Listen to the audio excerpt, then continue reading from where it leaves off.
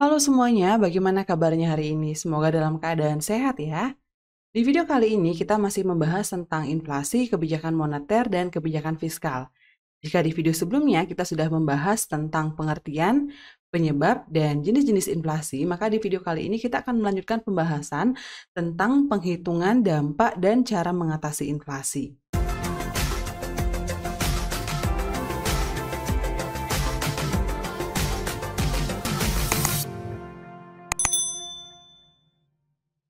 Nah, bagaimana penghitungan inflasi? Jadi inflasi dihitung berdasarkan suatu indeks yang disebut sebagai indeks harga konsumen atau IHK. Angka IHK dihitung berdasarkan survei terhadap harga barang dan jasa yang dikonsumsi oleh masyarakat. Secara sederhana, menghitung inflasi itu sama dengan menghitung persentase kenaikan harga barang. Nah, misalnya, jika semula harga barang X itu 1.000, kemudian naik menjadi 2.000, itu jelas sekali ya kenaikannya, persentasenya sebesar 100%. Lantas bagaimana kita bisa tahu bahwa kenaikannya itu adalah 100%? Bagaimana cara menghitungnya? Nah, itu kan cara kita menghitung itu adalah 2.000 ya, jadi harga sekarang dikurangi dengan harga sebelumnya, 2.000 dikurangi 1.000 dibagi dengan harga sebelumnya yaitu 1.000 ya. 2.000 dikurangi 1.000 kan hasilnya 1.000. 1.000 dibagi 1.000, 1 dikalikan 100%, jadi hasilnya adalah 100%. Nah, demikian juga ketika kita melakukan penghitungan inflasi berdasarkan IHK. Nah, secara matematis bisa dirumuskan sebagai berikut ya. Jadi, laju inflasi sama dengan IHK tahun ke-T atau tahun yang dihitung dikurangi dengan IHK tahun sebelumnya atau tahun T-1 ya, dibagi dengan IHK T-1 atau IHK periode sebelumnya, dikalikan 100%. Contoh misalnya, kita menghitung laju inflasi di tahun 2020. Berarti di sini IHK tahun ke-T-nya itu adalah IHK 2020 dikurangi dengan sebelum 2020 yaitu 2019 dibagi juga dengan 2019 dikalikan 100%. Nah, jika tahun dasarnya ditentukan ya, maka tahun T-1 ini tidak selalu tahun sebelumnya. Contohnya seperti ini. Hitunglah laju inflasi tahun 2020 dengan tahun dasar 2018. Maka pengurang dan pembaginya di sini adalah IHK 2018. Jadi, kita bisa menghitungnya dengan IHK 2020 dikurangi dengan IHK 2018 dibagi IHK 2018 dikalikan 100%. Apabila tahun dasarnya tidak ditentukan, maka yang kita pakai sebagai pengurang dan pembagi di sini adalah tahun sebelumnya. Nah, tidak hanya tahun ya, terkadang juga penghitungannya kita bisa menghitungnya berdasarkan bulan misalnya. Jadi, kalau misalnya kita menghitung laju inflasi bulan Desember, berarti di sini IHK bulan Desember dikurangi dengan bulan sebelum Desember, yaitu bulan November, dibagi juga dengan IHK bulan November, dikalikan 100%. Nah, supaya lebih jelas ya, kita langsung cek contoh soal dan pembahasan berikut. Nah, jadi diketahui indeks harga pada bulan Agustus 2019 sebesar 110%, sedangkan indeks harga pada bulan September 2019 sebesar 120%. Berdasarkan data tersebut, hitunglah laju inflasi. Nah, di sini yang dihitung adalah laju inflasi bulan September ya.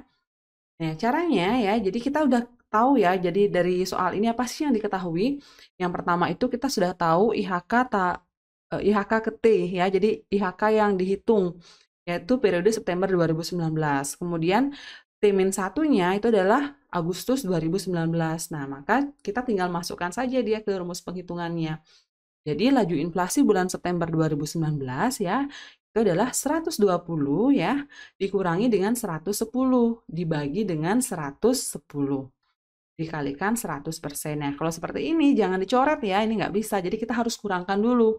120 dikurangi dulu dengan 110, kan hasilnya 10 ya. 10 bisa kita kalikan dulu dengan 100. Jadi kan 1000 ya, 1000 dibagi dengan 110. Jadi hasilnya 9,09%. Jadi sekali lagi ini sering kadang anak-anak itu dicoret. Nah, itu berarti salah ya. Jadi harus kita kurangi dulu. Setelah dikurangi, boleh dikalikan 100 baru dibagi 110 atau kita kurangkan dulu, setelah dikurangi dibagi 110 baru dikalikan 100. Jangan dipersen lagi, tinggal tulis aja dia persennya. Nah, ini kan besarnya 9,09% ya, ini di bawah 10% atau masih single digit. Sehingga berdasarkan tingkat keparahannya, kita bisa golongkan sebagai inflasi ringan. Sudah jelas ya? Nah, biar lebih jelas lagi, nanti silahkan coba ya dengan berlatih soal. Nah, berikutnya ada cara kedua ya dalam menghitung inflasi. Nah, di sini misalnya diketahui harga data sembako di Provinsi Bali sebagai berikut. Nah, jadi dari soal ini kita diminta menghitung laju inflasi tahun 2018 dan menentukan tingkat keparahannya. Nah, berarti di sini yang kita fokuskan itu adalah data tahun 2018 dan tahun sebelumnya yaitu 2017 karena tahun dasarnya tidak ditentukan. Dan kebetulan datanya di sini adalah 2017, 18, dan 19 ya. Nah, jadi di sini kita menghitung indeks harganya dulu ya.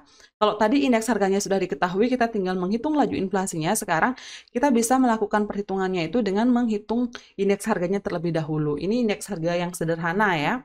Jadi kita jumlahkan jenis-jenis barang di sini ya. Jadi tahun 2018 jenis barang yang diperhitungkan itu totalnya adalah 24.300. Kemudian di tahun 2017 itu 23.200. Nah, bagaimana caranya menghitung indeks harga? Yaitu jumlah harga pada tahun yang dihitung dibagi dengan jumlah harga pada tahun sebelumnya atau tahun dasar ya.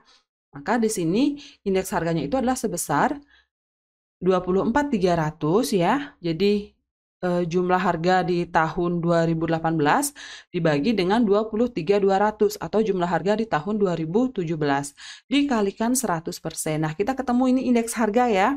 Jadi indeks harga tahun 2018 itu sebesar 104,74%. Nah, setelah kita mengetahui indeks harganya, kita bisa menghitung laju inflasinya. Caranya gimana? Yaitu indeks harga dikurangi dengan 100%.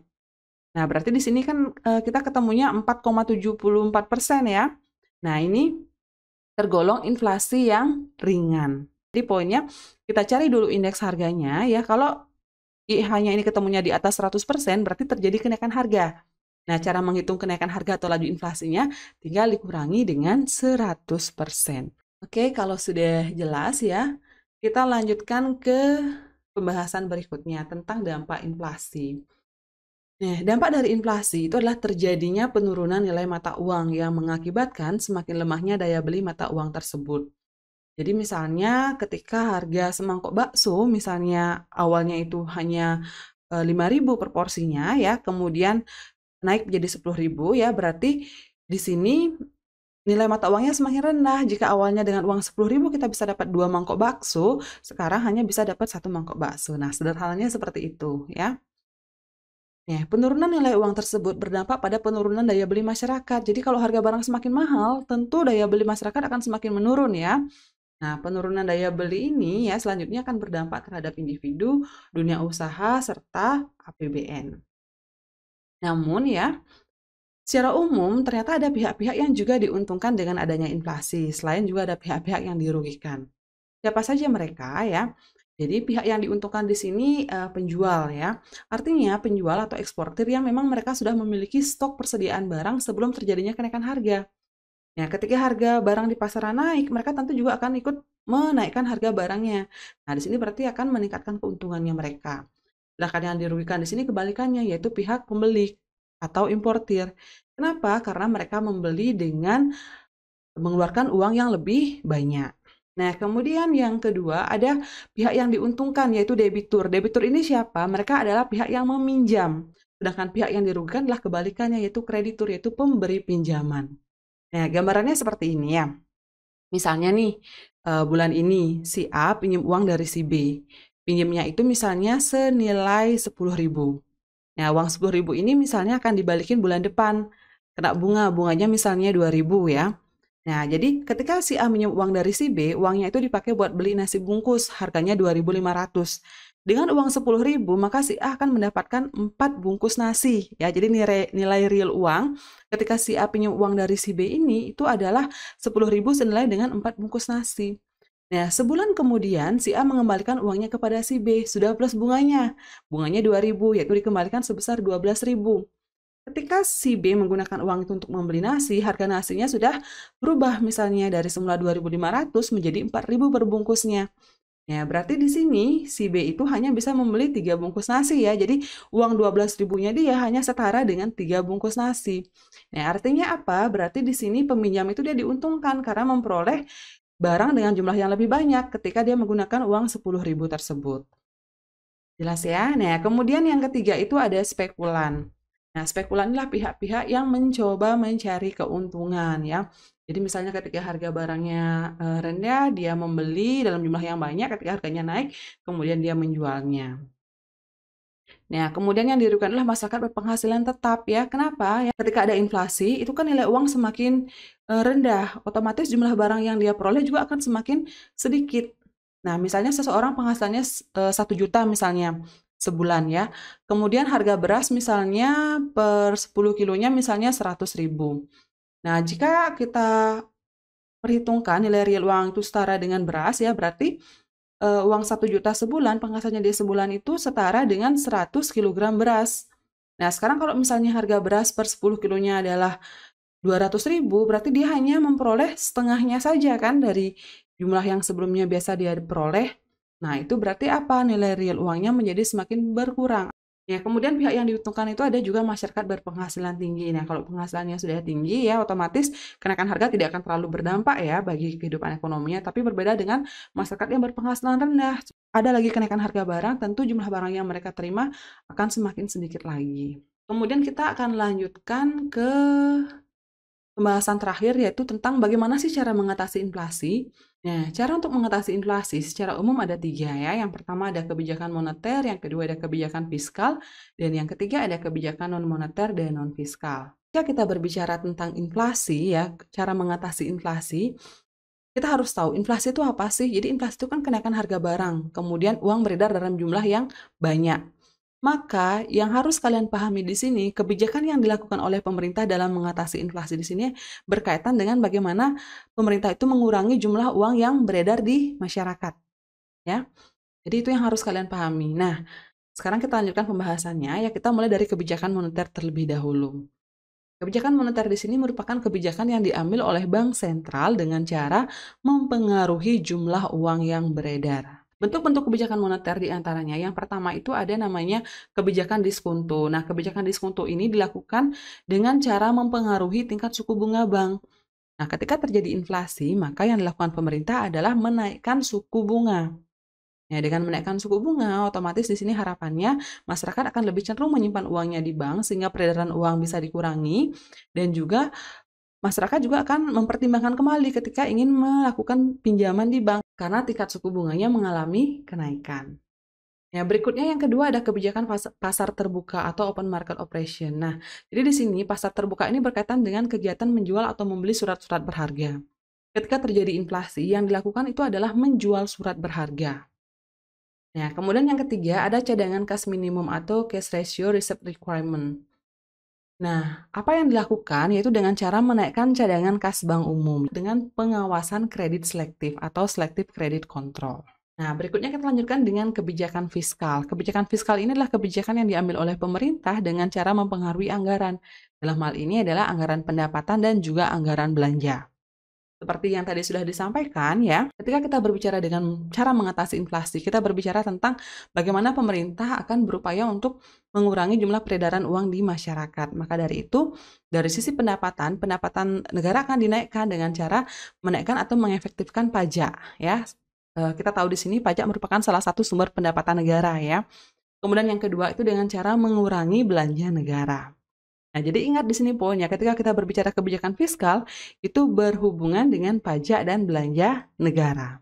Nah, yang ketiga itu adalah kebijakan non-moneter dan non-fiskal. Apa yang bisa dilakukan? Nah, yang pertama dengan meningkatkan hasil produksi dan jumlah barang yang ditawarkan. Karena ketika misalnya harga barang naik, kemudian barangnya juga langka ya, nah, itu barangnya akan menjadi semakin mahal. Nah, harapannya dengan semakin banyak penawaran itu bisa menekan harga menjadi lebih murah. Kemudian pengawasan harga ya dengan menetapkan harga eceran tertinggi atau HET ya. Nah, dan yang ketiga itu bisa dengan kebijakan upah dengan memperhitungkan adanya inflasi. Demikian cara mengatasi inflasi secara umum. Demikianlah pembahasan kita kali ini tentang inflasi berkaitan dengan penghitungan, kemudian juga tadi sudah dibahas tentang dampak inflasi, di dalamnya ada pihak-pihak yang diuntungkan dan juga dirugikan, dan terakhir tadi tentang cara mengatasi inflasi. Sampai jumpa di video selanjutnya ya, semoga pembahasan tadi dapat dipahami dan tetap semangat!